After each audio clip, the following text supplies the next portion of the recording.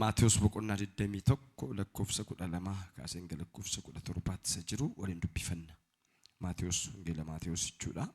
Yesuus ergasii mana qulqullummaatti ol lixee warra mana qulqullummaa keessatti bitaniif warra gurguran hundumaa gadi baase. Gabatoota warra horii callaa gagaddaranitti fi taa'umsa warra gugee gurguraniif gadi gaggalagashe. Manni koo mana kadhataa jedhamee waamama jedhamee caafameera. Isin garuu holqaattuu isa godhattan isaaniin jedhe. Warri jaamaan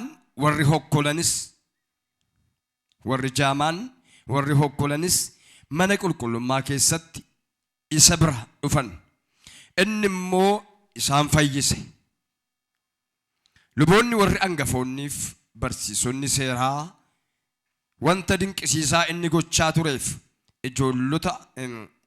ijoollota mana qulqullummaa keessatti sagalee isaanii ol fudhatanii Hoosaa'inaa ilma Daawitiif jedhan yommuu argan hinaarani.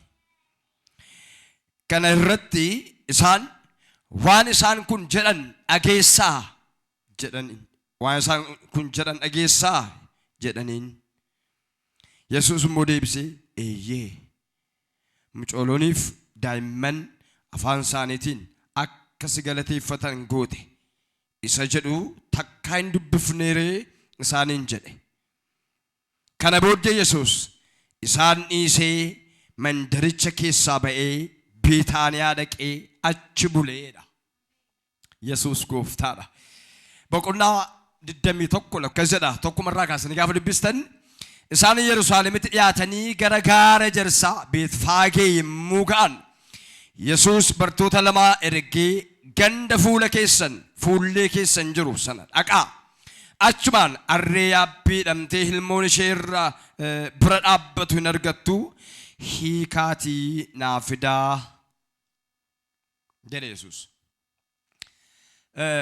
Amala Yesuus keessaa wanta baay'ee jaalladhu tokko Yesuus amalli isaa hiikuudha. Yesuus gooftaadha. Amala Yesuus keessaa wanta baay'ee natti tolu amalli Yesuus hiikuudha. Amala Yesuus keessaa kan biraa kan natti tolu amalli Yesuus jaallachuudha. Nama ulaaltan hidhuudha, Yesuus garuu hiikuudha. Nama yoo jaallattan jibbuudha, amalli Yesuus garuu jaallachuudha. Nama yoo jaallattan kuffisuudha, amalli Yesuus immoo isa kufaa kaasuudha. Amma iddoo kanatti harree yaabbiidhaaf taatuudha garuu hidhamtee kan jirtu tokko argeetu duuka buutota isaa lama warra jiran keessaa lama erge. Lama duukaa jira osoo hin taane baay'ee duukaa jira. Warra duukaa jiran keessaatu lama erge. Lamaan sun gaafa dhaqan yaadicha dubbadheen asitti deebi'a dafeetanii warra ergan sanaani gaaffii tokko kenneef dhaqaatii hiikaa. Gaafa sinattanii hiikuudhaaf jettan kaleessa gaaffii kaasee kan hin beekne waa jechuun saanafu yoo waa isiniin jedhe immoo gooftaan dhimma irraa qaba jedhaaniidha. Nama isin bira jiru harkaan qabaatii gooftaan dhimma sirraa qaba jedhaanii. Yaani irra deebi'aatti gooftaan dhimma sirraa qaba jedhaanii. Waan si barbaaduuf qaba jedhaanii. Jedha irra deebi'a waan si barbaaduuf qaba jedhaanii. Gaafuma dukkana keessaa gara ifaatti nu fide, gaafuma du'a keessaa gara jireenyaatti nu fide, waan nu fideef qaba gooftaan dhimma nurraa qaba. Utuu gooftaan dhimma nurraa qabu ta'e iddoo kana maal goonaa nuyi? Maal goona? Utuu gooftaan dhimma nurraa qabu ta'e onnoo hojii hojjechaa oolee hojii isaa keessa inni kallattii garaa garaatiin dadhabaa oolee addanaa maal godha? Nus gooftaarraa dhimma qabna, gooftaanis nurraa dhimma qaba. Warri gooftaarraa dhimma qaban dhimma isaanii gooftaarraa argatu, warra gooftaan dhimma isaanirraa qabu immoo itti fayyadamee dhimma isaanii ittiin baafata. Galanni Yesuusiif haa ta'u. Gaafa isheen hidhamte kan hin gaafanne gaafa isheen hiikamtu gaaffii hin qabu ni nafu. Hidhamuu ishee warra achitti beekanii hiikamuu isheef giddiin qabani. Hidhamuu ishee warra maal tokko dantaachoo አይደለም መታሰሯ dantaachoo አይደለም. ስትፈታ ግን ለመጠየቅ አንደኛ ናቸው። ይሄ ደግሞ የሰው ባህሪ ነው። አመለ ነማት gaafa waaqayyo jireenya keessa irratti waaqochu barbaadu hidhu gaafa isini dhukkubsatanii ciistanii galagalanii isin ilaaluu dhiisuu danda'u ta'a. Gaafa waaqayyo humna waaqummaa isaan isin kaasu immoo hin kaatee isin jechuu danda'u. Gaafa namni tokko dhabee yoomee balbala namaa deemee kadhatee waan garaa garaa godhu bakka hin yoomte jire namni galagalee laaluu dhiisuu danda'a. Gaafa Waaqayyo teessoo irraa moo yaadatee nama sana moo abbaa qabeenyaa godhu hundumtuu gadi jedhaaf. Yesuus gooftaadha. Waaqayyo waa godhee waa siif haa godhu. Waa wal jala dabarsee Waaqayyo dhimma kee haa hojjetu. Waan hin danda'amne godhee Waaqayyo seenaa kee haa jijjiiru. Akkasiidhaan ilaanni kun nu meeqa kallattii maan deemaa jira, karaarra deemaa jira. Karaarra matuma deemaa jiruuti iji namaa kan hin argine iji Waaqayyo irra bu'e. Gooftichi galgala kana iji isaa irraa buufatu. Dhimma keessa dukkana keessa jiru ija isaa siif haa buufatu. Waan hin danda'amne sanarra Waaqayyo ija isaa siif haa buufatu. Nama simbira jiru kan qabaati gooftaan dhimma kee irra ija isaa buufateeradhaani. Du'aa yoo fakkaate yoo hin jiraatedhaani. Duwwaa yoo fakkaate yoo hin guutaedhaani. Yoo kufe yoo ka'ee dhaabbateedhaani. Hallelujah. Inni duwwaan siif haa ilaalu. Inni kaayyoon fuula irraa deeffate iyyuu firri laalee yoo bira darbe iyyuu inni tuutee yoo dhiise iyyuu gooftaan si ilaallaan hin ga'a. Hallelujah. Kanaaf iyyuu dhaqaa jennaani isheenanii dhaqani. Gooftaan immoo garaa namaa beeka miti waan ta'uudhaaf ta'u beeka.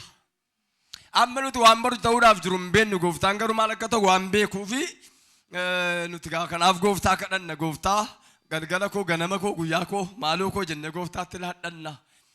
Dhimmi keenya harka gooftaa jira. Hallelujah. Warra farkan kaawwanne baankii keessa dhimma keessan kan hin kaawwanne abbaa faadharra kan hin kaawwanne Ameerikaarra kan jirurra kan hin kaawwanne dhimmi koo gooftaa harka jira kan jettanii galgala kana maqaa Yesuus Kiristoosiin gooftichi gasiif haa jedhu. Gadi siif haa jedhu. Gooftaan gasiif haa jedhu. Haala dukkanaa fakkaatu keessatti Waaqayyo gasiif haa jedhu. Hin danda'u waan jettetti gad jedhee siif haa danda'uuf. Waan humna isaa dhabdetu Waaqayyo humna siif haa kennu. Kana booda anaaf hin danda'amu kan jette Waaqayyo siif haa danda'u. Gaatuma deemaa jiruuti dhaqaa jennaan isheedhanii dhaqani. Al tokko tokko namatti tolu duuka buutota keessaa tokko tokkotu dhibooftuu malee tokko tokko namatti tolu baay'ee.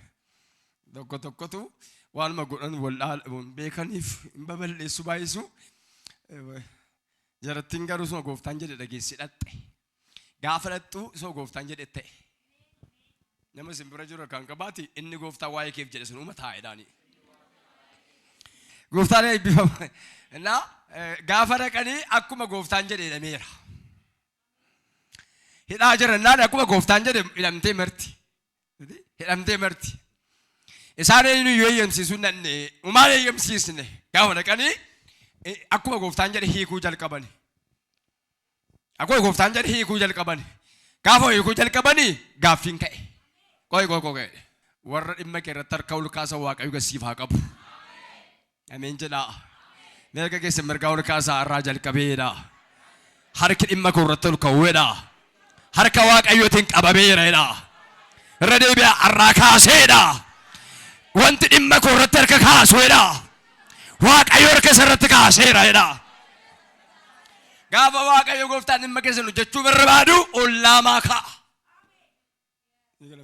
Fagoodhaan eegnaasin. Bakka baay'ee fagaatee galaana ceedhuma jedhina. Gaafa Waaqayyo gooftaan ol ka'ee waa gochuu barbaadu asumaa ka'eeti. Asiis ka'uu dhiisee irra keessan jira jedhee irraa soo ka'ee kallattii barbaade yoo ka'e inni gooftaan jedhe garuu ta'uunsaa dirqama. Hallelujah. Akkas jedhaame inni gooftaan jedhe ta'uunsaa hin oolu jedha. Wayyoo namanne sinoo inni gooftaan jedhe ta'uunsaa dirqama jedha.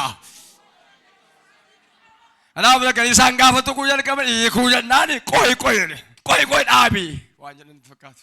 Maaliif jennaani gooftaatu dhimma irraa qabaadhan. Isaan galeessa dhimma isheen godhanne gooftaan garuu dhimma ishee godhateera. Abbaan keenya haati keenya obboleessi keenya obboleettiin keenya galeessa dhimma keenya yoo hin godhanne ta'e Waaqayyo garuu dhimma kee qaba. Mee warri Waaqayyo dhimma koo qaba jettan haleluuyaa. Yesuus gooftaadha. Waaqayyo dhimma koo qaba jedhame. Waan dhimma keenya qabuuf mangaagaa jinnii keessaa baasee nu fide. Waan dhimma keenya qabuuf dukkana hamaa keessaa nu fide. Waan dhimma keenya qabuuf boolla gadi fagoo keessaa nu baase. Waan dhimma keenya qabuuf dukkana limixee keessaa nu waammate. Dhimma keenya qaba gooftaan. Meeqa jedhame Waaqayyo dhimma koo qaba jedha. Waan dhimma bakka gooftaan dhimma irraa qabaadhan. Gaafa gooftaan immoo dhimma irraa qaba jedhu nama waaqayyo dhimma irraa qabu yoo dullaatti itti baay'ata beektuuni. Nama gooftaan dhimma irraa qabu dullaa arrabaa dullaan hin baay'ata. Nama akkasuma amaluma isaati. Sababni isaa yoo amma dukkanaa'e malee boru hin bari'u. Yoo amma dhi'e malee boru hin bari'u. Yoo amma dukkanaa'e malee boru hin ifu. Waan tokkotti bahuudhaaf gaafa namni jedhu waa tokko ta'uun isaa immoo dirqama. Eebbatti bahuudhaafi rakkinni jiraachuun akka jiru immoo hin dagatinaa. Gaafa waaqayyo ijoollee isaa yaadatu waa wal jala gaddara. Jireenya keessan keessatti isa waaqayyo irraa dhageessan osoo hin taane waan biraatu iddoo qabatee jira yoo ta'e inni iddoo gadhiisa inni waaqayyo jedhe immoo iddoo isinii qabata. Akkas godha waaqayyo waan ta'eef amaluma waaqayyooti. Jalaamee isin iyyuu amala waaqayyooti jedhamee waa wal jala gaddaraa bar. Haleluuyaa. Yesuus gooftaadha. Waa wal jala fuudheeti. Argitanii? Yeroodhaaf amma guyyaan yaadatamu ga'utti amma waaqayyo isa jedhe raawwatutti waan jalqaba turetu iddoo qabatee idda gadi fageeffatee waan dhaabbate fakkaatee mataa. Gaafa gooftaan hingaa gaafa jedhu argitanii? Amma waaqayyo teessoo isaarraa ka'ee dhimma Mordekaayiif dubbatutti amaatu teessoo qabateera. Jechaan labsii baasuudhaan fannoo qopheessuudhaan waan barbaade gochuudhaan waan yaade fiixaan baasuudhaaf awwaara kaasee darbuudhaan xalaa barreessee biyyoota irra labsuudhaaf waan barbaade gochuun carraayyaa kan yeroo hamaa ture. Hamaa maqaan isaayyuu hamaan jedhamti. Hamaadha namicha hamaa mana akkuma maqaa isaatiiti. Hamaadha. Saba kakuu qaban irratti harka ol fudhachuun warri fudhatanii hamoota isaan. Ayuudonni immoo amaluma isaanii keessatti warra kakuu qabanidha. Ayuudonni bakka fuula waaqa duratti jaallatamoodha isaan. Gaafa waaqayyo hingaa jedhu inni kun qooyee bakka xumureera jennaan bakka ateen kee xumure dhuguma xumurteetta de waaqayyo natti fakkaata gaafa laalu xumurteetta ta'eedhaan hamaadhaan fannisuudhaafis balleessuudhaafis ajjeesuudhaafis waan barbaade gochuudhaaf kan isaa xumureera. Gaafa hamaan kan isaa xumuru waaqayyo immoo kan isaa jalqabe. Haleluuyaa. Akkasidha waaqayyo kan koo jalqabeedha. Hamoonni jallina isaanii gaafa xumurani warri dabaa godhan dabina isaanii gaafa xumuranii waaqayyo immoo qajeelummaadhaan jalqaba. Waaqayyo immoo gargaarsaan jalqaba. Waaqayyo immoo harka qabuudhaan jalqaba. Waaqayyo immoo eebbisuudhaan jalqaba. Akkas jedha inni kan jallootaa dhaabbatee kan kootti fufedha. Kanaafuu ammuma waaqayyo ka'uttidha waan hundumtiyyuu waan raccine kan fakkaatu. Gooftaan ol jennaani akkas jedhe wayyate waa godhe mitiire achi innis Mordekaayi ka'ii jabaadhu yeroo nama yeroodha. Ati immoo ka'uu qabda yerootti raftu miti ka'ii yooti ka'uu didde immoo waaqayyo warra isaan fayyisuuf iddoo biraatii fidannaan lakkanuma keessaa kaa'e hin kaate. Jarri lamaan wal wawwaamanii kaanaan waaqayyo duukaa ka'ee dhaabbate. Jarri lamaan gamaa wal wawwaamanii innis dhaamsatti dhaamee isheenis kaate Mordekaayi garaa isaa keessatti hin ka'e innis ka'ee Asteer yoo diddaa Yihuudoota warra dhumuudhaaf jedhani waaqayyo kan biraa fayyisaa bakka biraatiin fidaa atamma carraasii kennamee mana mootii keessa jirta ka'e naani indee jette abbeen kaateeti qoo nyaatan qopheessaa itti. Gooftaan galgala kana siif haa ka'u. Maaloo ameen jedha. Waaqayyo galgala kana siif haa ka'u. Waan dhume irratti waaqayyo siif haa mul'atu. Raawwatameera waan jirratti waaqayyo ka'ee siif haa dhaabbatu. Hin danda'u waan jirratti waaqayyo siif haa dhaabbatu. Humna koo gararraadha waan jette sararratti waaqayyo siif haa dhaabbatu. Akka jarootaatti humna isaanii gararraadha. Amma kasii dubbese yeroo biraa isin lallabaa achi dhaquu hin dandeenye nan dhiisa. Warra humna hin qabneefi waaqayyo humna kennaa nama caafatu. Kanaaf jarri lamaan akka isaaniitti waan hin dandeenyeef lakkeen immoo jira waaqayyo. Gooftaan jiraannaan immoo hin gaa'undu. Haleluuyaa. Waan ati dadhabde keessatti gooftaan dhaabbatee jira siinaa jedhu. Darbuudhaaf humna isaa waan dhabde keessatti raawwachuudhaaf humna isaa waan dhabde keessatti waaqayyo jiraachuu isaa siif haa mul'isu. jiraachuu isaa siif haa mul'isu waaqayyo. Gaafa waaqayyo ka'u hundumtuu iddoo gadhiisa waan ta'eef kan iddoo qabate hundumtuu iddoo gadhiise. Waa ol jala dabarsuun amala waaqayyooti mitiire hin balleessine gaafa jedhametti kabajamuu isaanii ta'e. Guyyaa gaafa gassi buusuu barbaadanitti waaqayyo gooftaan liiftii ulfinaa siif haa dhaabu. Guyyaa gaafa si awwaaluu barbaadanitti waaqayyo dirree galataarra si haa kaa'u. Yeroo hundumaa kan jallootaa galgala dhuma kan qulqullootaa immoo ganama jalqaba. Macaa qulqulluu jedhama. Macaa qulqulluu isaa iddoo tokko dhala.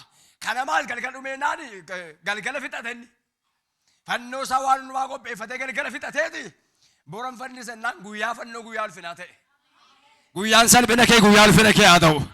Guyyaan gadi bu'uu kee ol ba'utti sii jijjiirameera. Phexros bira immoo deema.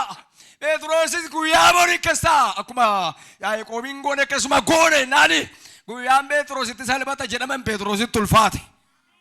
Argitaniitu? Galgala Phaawulosiif Sillaas galgala salphinaa kan isaaniif ture ganama isaanii immoo ganama akkas goone jedhanii labsiidhaan kaanii eegdotaanis kaawwan barbaadan gaafa godhani gaafa ganamaa immoo isaantu harka waaqayyoo isa jiraataatiin halkan keessa waaqayyo dhufee isaan baasee ganama ulfina isaaniitiin mul'atani. Haleluuyaa. Yesuus gara keessa na dhufu.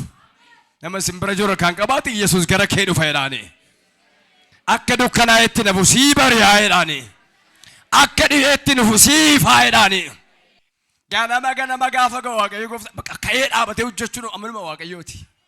Yesuus gooftaadha. Galanni Yesuusiif haa ta'u. Naa irratti kana maal jedhan bakka hiriikinaa jedhan harka ol kaasnaani maaliif fedhanii waan gaafatan itti fakkaatu gooftaatu dhimma irraa qaba. Haleluuyaa.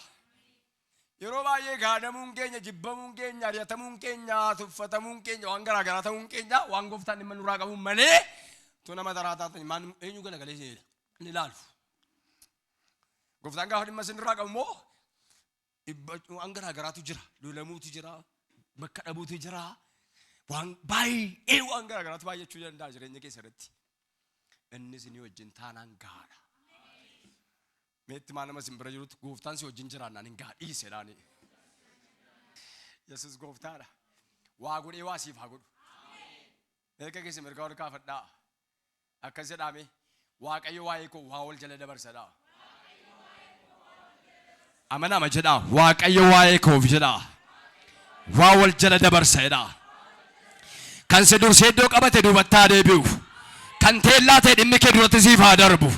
Kan ol ba'ee iddoo si dhawwate gadaa deebi'u. Kan gadi bu'e dhimmi kee deebi'ee ol siif haa ba'u. Arraboo wanta garaa garaatiin dhimmi kee dukkana keessa jiraate ifa waaqayyootiin haa guutamu. Mee waaqayyoodhaaf galata keessanii eessaame. Haleluuyaa. Amaluma waaqayyootu baay'ee na ajaa'ibanaan. Akka wanta warroonni kaanitti yaadanitti miti waaqayyo waan ta'eef. Ammas karaa kana dhufetti ni hoddan immoo karaa kana dhufa. Karaatiin yaadne waaqayyo gooftaan dhimma kee banee siif haa gadhiisu.